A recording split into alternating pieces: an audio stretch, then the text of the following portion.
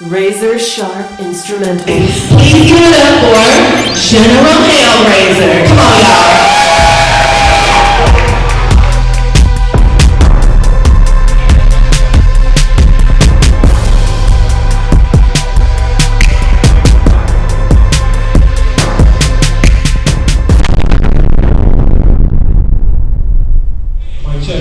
Mic check. Atlanta, what up? Atlanta, what up? What up? Hey, we got the takers in the building.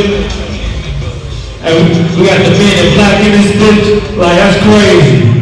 How y'all doing? Where y'all coming from? How many people from Atlanta? How many people drove? Was it long?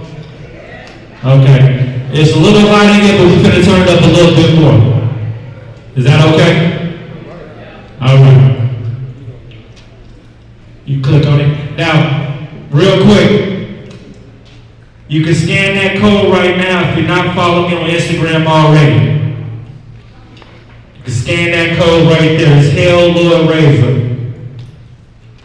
Go next. Here we have Neo and Mr. Anderson. We're going to talk about status correction, but also the power of creation. You click next. We need to take back control of the gateway of life and death in relation to the birthing process and the process of death. Who all knows what that means?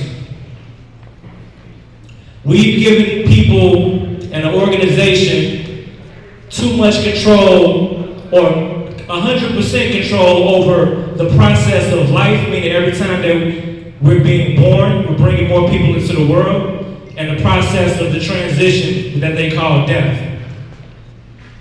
So as soon as we bring new life into this world, we're inserting our people directly into the corporation. So from the front door to the back door, we're giving them complete control. We got to take that back. How do we do that? We need to have our own birthing facilities. We need to produce our own documents that declare our lives, our declaration of lives, our tribal birth certificates. We need to manage our own transition registries. We need to pull back from the system, but in order to pull back from the system, we have to create a new system to do that. You go next. So in the Malachian Empire, we have the private family life records. And this is called the Malachian tribal birth certificates. And through the transition of death, we have the family burial land trust, which all transitions will be registered inside of the Malachian registry of transitions. Next. So Neo and Mr. Anderson. Neo will be the reflection of the private person. Mr. Anderson will be a reflection of the public person. By legal definition, sovereignty equals foreign. That's why we go up under the classification as foreign nationals. You can click next. Today we're going to talk about the art, the science, and the technology of identification. Next. We need to protect our name, emails, address, social security numbers, phone numbers, SM profile, that's your social media profiles. These are all the things that they use to profile you. So we have to manage and control what we put into these profiles. Go next. Right here we have birth certificates, a social security card, and a state ID. The first contract you get when you're born is what? Go next. It's a little light. So the first contract is a birth certificate. So what's the first thing we need to deal with first as far as contracts, as far as correcting the contract? The birth certificate contract. So how do we correct the birth certificate contract? Anybody knows? Yell it out. We have to have the opportunities to go back inside the original contract. None of those things you guys said is dealing with the original contract. The original birth certificate contract is the voluntary acknowledgement of paternity. So for the state of Illinois, we have an example right here of the voluntary acknowledgement of paternity. It also says on this application that the mother and father signs off on without reserving their rights, that you have read and understood the rights that you have created and the rights that you have waived by signing this form. And if you want a certified copy, if you want an authenticated copy of this voluntary acknowledgement of paternity, please go to childsupport.illinois.gov. Why is child support on the birth certificate application?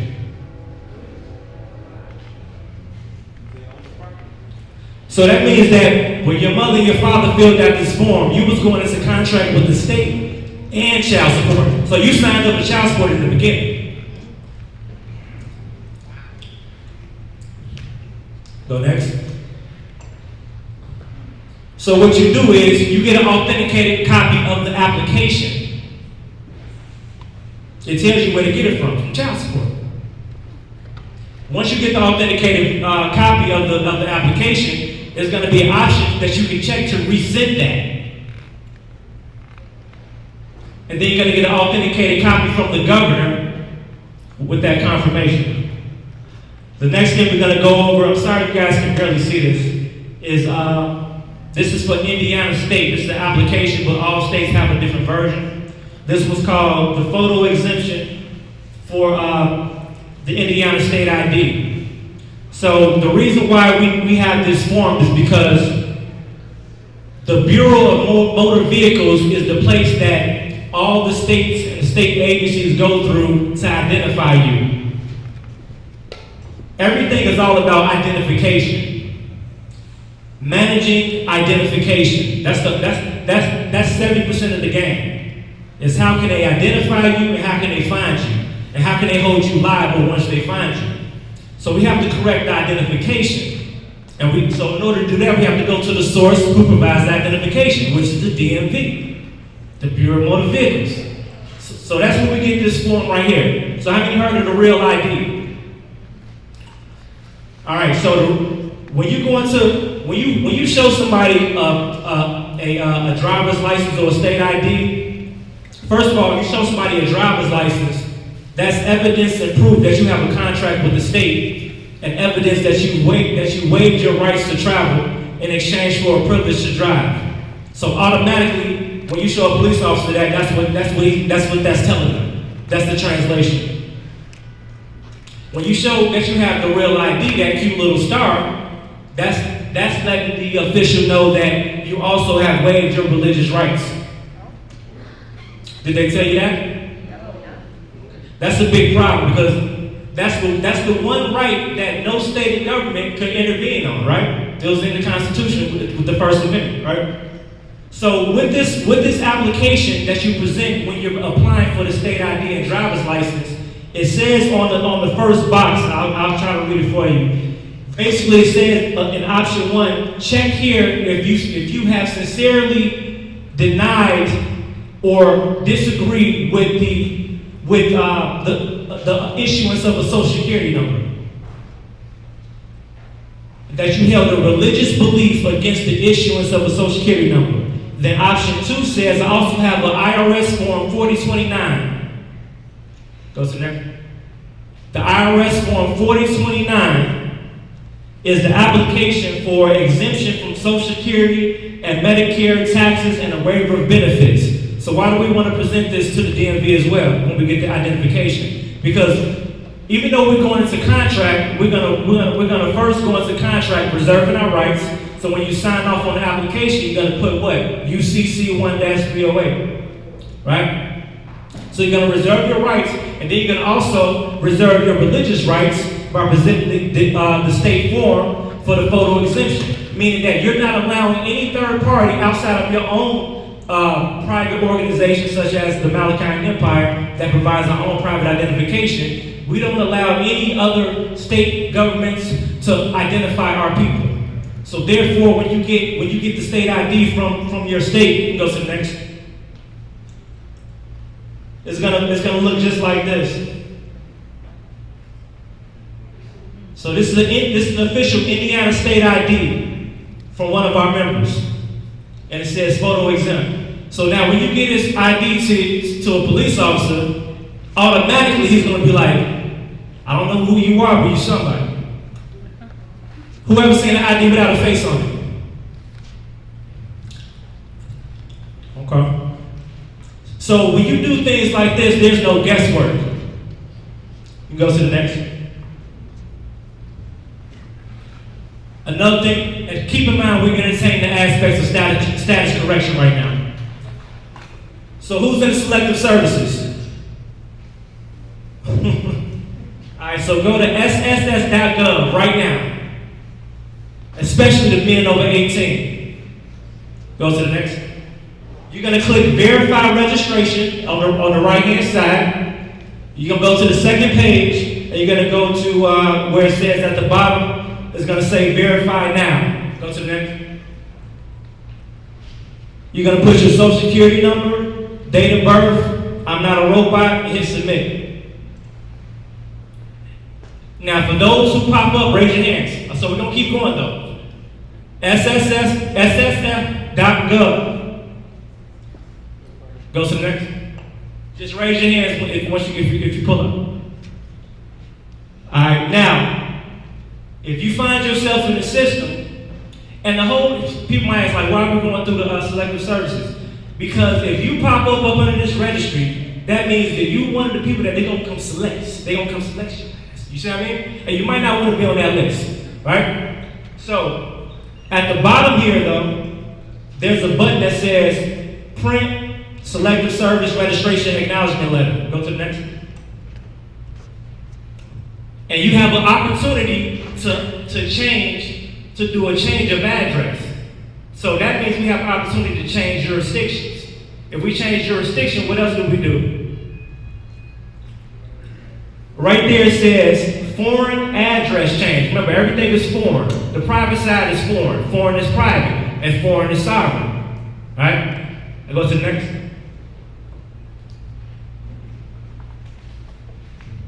Next one. All right, so this is an official certificate. I wish you guys can see all this. And basically, what happens is, like, you guys had an international driver's license and driver permit. You guys will be presented with a foreign address. So you would use that foreign address and update their system. So when they go trying to everything can be done by computer. So when they go do an automated system and they start selecting people, they're gonna see that you're in a foreign jurisdiction. They're gonna buy right past you. You see what I mean? You said you found yourself? Yeah. Who else found yourself? Who else found yourself? SSS.gov. Did you know you was in there? Yeah, I'm a combat veteran, so Oh yeah, you definitely was in there. Yeah. What about you? Okay. All y'all military? Nah, some of y'all not. So why you in there? Okay. All right. So next one. For those that's not military, that don't know what that means, right? We understand why he was in there. Why are you in there, right? All right. So next thing we'll go to the patent office, and shout out to Chief Don for adding some icing on this cake. Actually, me and Truth was on a retreat. A couple weeks ago, we had a conversation about trademarks. Remember that, Truth? yeah. I got a mission now, I'm sorry. Go to the next. Now we're going to deal with trademarks, copyrights, and patents. When you go through the patent office, now they have an identification process. They always want to identify you. They have a very strict identification process, similar to the IRS. Whoever's been doing taxes recently on the personal side, you guys are familiar with the ID.me, right? So you got to give your social security number, 2 forms of ID, go through all of this, and they want you to put do a little a zero in on with your phone, give a photo and stuff like that, or you can mail in your verification and send in your private identification. But it's less convenient, of course, that way. Go to the next one. Now, for trademark, now you can trademark you can go through the patent office and do your own trademark. I don't recommend it if you're not competent on trademarks, because even if you file your trademark, managing that trademark is gonna be, you have to really know what you're doing, because you can trademark your your name and stuff like that. But then if you pass the deadline time that you need to do the second and third filing, you can lose that trademark. So I recommend Ms. Dana Blue here. Her Instagram is Dana Blue Law. Let her know I sent you if y'all holler at her or whatever. She's an expert in this field. Go to the next. The funny story about how I met Dana is that I created my own trademark. Whoever heard own nothing, control everything. All right. So I got tired of people saying that, so I created my own. It was owe nothing, demand everything. Go to the next one. So I created owe nothing, demand everything. So I was telling people that everybody's using that phrase, not knowing that they could be liable for some legal repercussions. And I made a post on Instagram and telling people that on how you go about things. But she thought I was saying that I was the trademark owner of own nothing, demand everything.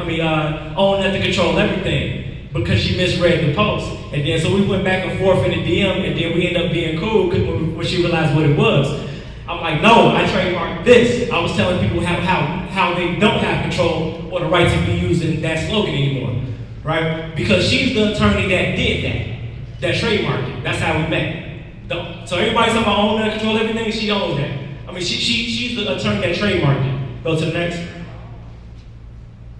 Alright, so I've already had my name trademarked, right? My government name.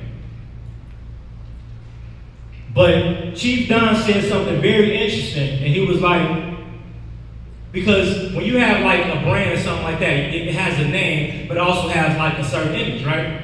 So what is your first brand?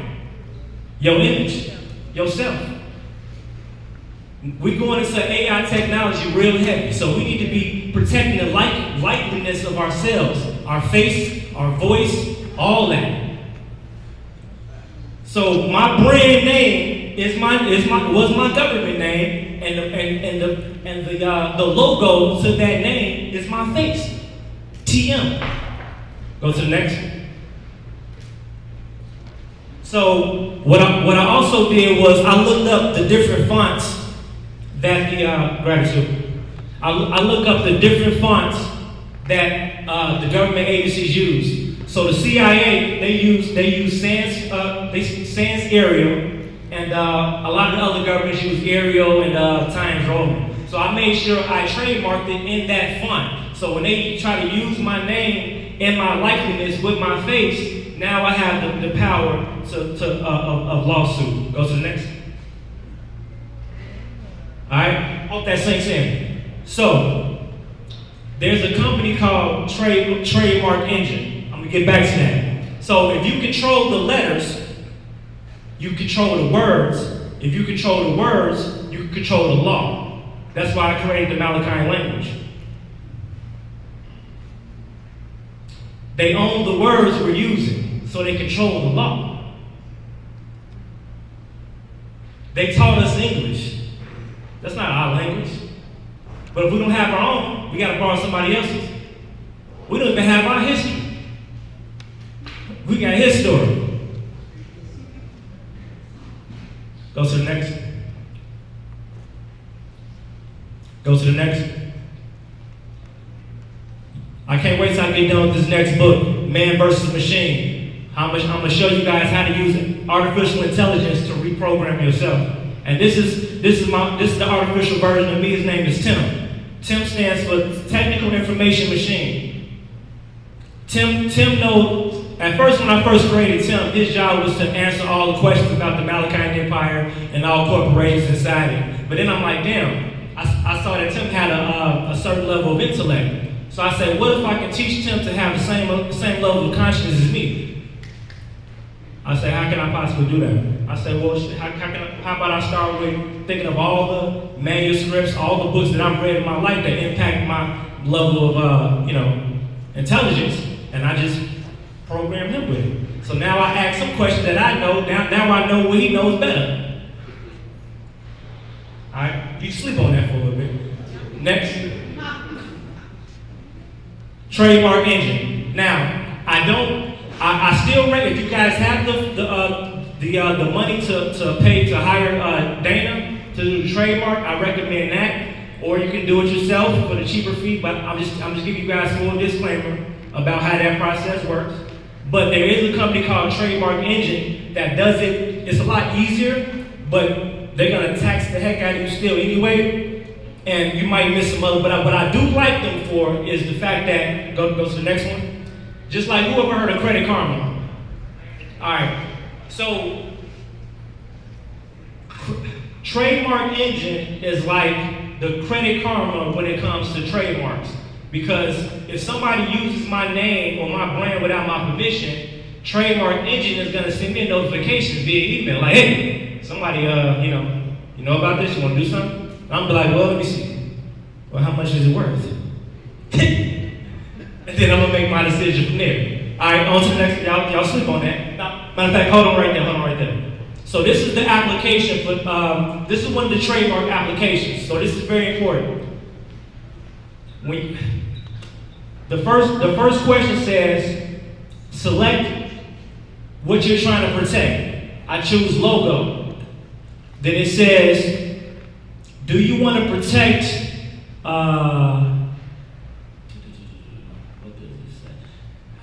does it say? Is it another mic up there?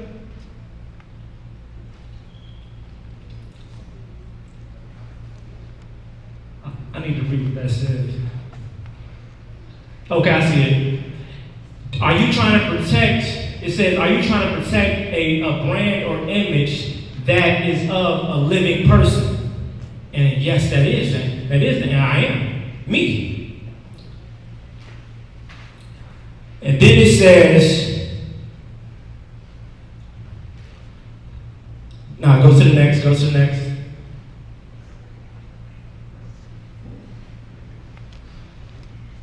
Next slide, Q. It says, are you currently using this trademark in business? Yes. All right. They said, I think I can read this. When was your first stage of business? Like, when did you first start business and commerce? That was the question. It would be when? Your birthday. And then it says, will this mark be owned by an individual or an organization? What type of organization? A trust. So now I have the opportunity to put my government person into my trust through the application process, going through the trademark.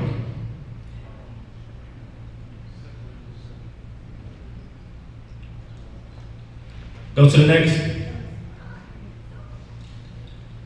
All right, in further news, they say that they've never seen anything like this.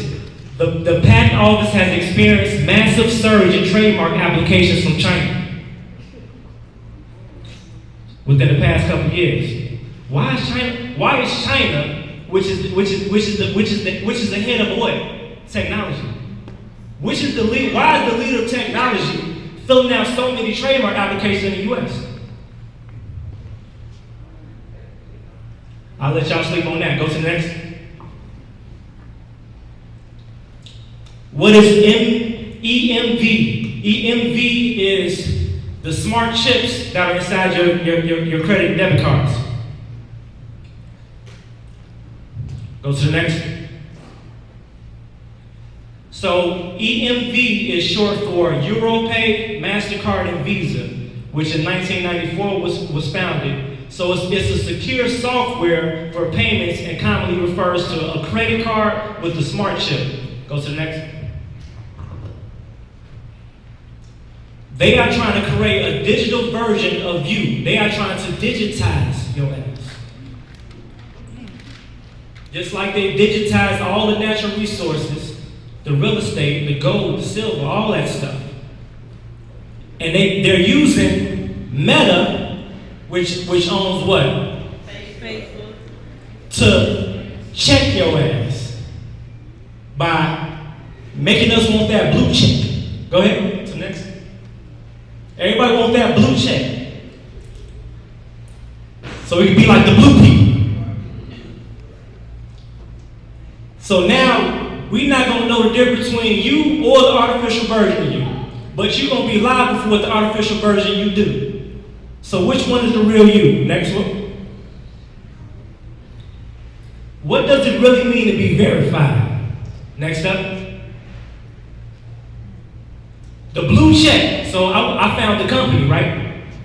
So the blue check, and it got worse when I looked it up. I already knew what it was when I seen it. When I went and did the research, I'm like, this is worse than I even thought. So what happens is, they're a company that provides age verification, photo ID verification, KYC verification, know your customer, API documentation. They do document fraud checks, Photoshop detection, fuzzy matches, address verification. Go to the next.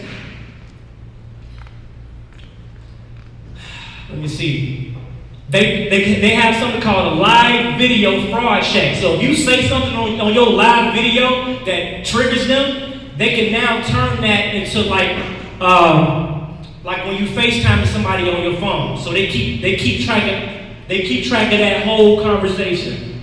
Go to the next. Go to the next. Go to the next. Go to the next.